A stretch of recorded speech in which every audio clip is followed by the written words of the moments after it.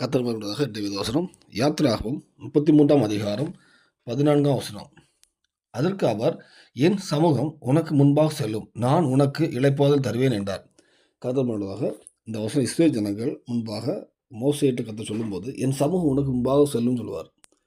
இஸ்ரவேல் ஜனங்கள் எகிப்திலிருந்து அவங்க கானான் தேசம் வரும்போது ஒவ்வொரு டைமும் கர்த்தர் மேகஸ்தம்பத்தில் முன்ன போகும்போது இஸ்ரவேல் ஜனங்கள் பின்னால் போவாங்க.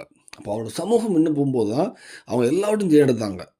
எல்லாம் எவ்வளோ செங்கடல் வந்தாலும் சரி, மகாராவின் நீரானாலும் சரி, எந்த வண்ணாந்தரமன் பாதையாக இருக்கட்டும், காடையாக இருக்குது, காடையை கொண்டு போஷித்தார், மண்ணாக கொண்டு போஷித்தார், எல்லா அற்புதங்களும் தந்து அவங்க போஷிக்க காரணம் கர்த்தருடைய சமூகம் முன்பாக சென்றுச்சு. அப்போ கர்த்தர் இஸ்ரவேல் ஜனங்கள் முன்பாக என் சமூகம் உனக்கு முன்பாக செல்லும்னு கர்த்தர் சொன்னார். இந்த வேளையில் நம்முடைய சமூகத்துக்கு முன்பாகவும் நமக்கு முன்பாகவும் கர்த்தருடைய சமூகம் போவோமானால் நம்ம எந்த காரியம் போனாலும் அங்கே தேவன் ஜெயத்தை தருவார் கண்டிப்பாக. அந்த கர்த்தருக்கு பிரியமான மோசே இஸ்ரவேல் ஜனங்கள் பாவம் செய்யும் கூட கர்த்தர் திறப்பிலிருந்து மோசே ஜெபித்து கர்த்தரோட பிரசனத்தில் அந்த இடம் இருந்தனால சமூகம் முன்பாக சென்றுச்சு. இந்த வேளையில் நம்ம வாழ்க்கையிலுமே கர்த்தருடைய சமூகம் முன்ன போனால் ஆசீர்வாதம். ஆனால் முன்ன சமூகம் போகணுன்னா அவர் விரும்புகிற வாழ்க்கை வாழணும். நம்ம பாளையத்து கர்த்தர் உலாவும் போது எந்த ஒரு அசுத்தமும் இருக்கக்கூடாது. அதாவது பசுத்தமான பாவங்களோ ஏதாவது ஒரு பாவக்கிரியர்களோ நம்ம வச்சுக்கிட்டு கர்த்தர் சமூகம் முன்பாக போகணும் விசுவாசிச்சா நம்ம தப்பாயிரும்.